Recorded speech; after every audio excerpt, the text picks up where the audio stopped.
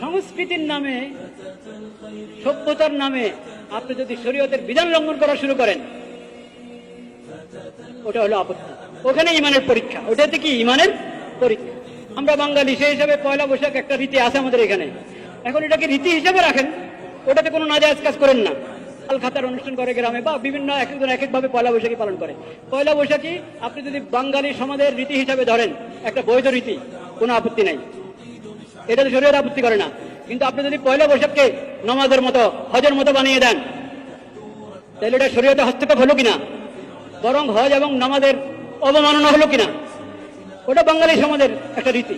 কিন্তু পয়লা বৈশাখকে যদি আপনি ঈদুল ফিতরের মতো বানান, ঈদুল আজহার মতো বানান, জায়েজ হবে? হারাম। আর যদি এটাকে নামাজ আর হজ বানান, তো আরো বড় হারাম। হারাম মানে এগুলো কুফর, স্পষ্ট কি কুফর। যেটা বাঙালি রীতি হবে, ওটা ইসলামের সাথে সাংঘর্ষিক হবে না কখনো, কারণ ওটা তো একটা বৈধ বিষয়। কিন্তু ওই এখন বাঙালি সভ্যতার নাম দিয়ে ওটার মধ্যে বেহায়াপনা ঢুকাবেন, অশ্লীলতা ঢুকাবেন, ওটার আড়ালে সব শয়তানদের রাস্তা খুলে দিবেন। এটা কি পয়লা বৈশাখী না শয়তানি? এটা পয়লা বৈশাখ নয়, এটা তো শয়তানি।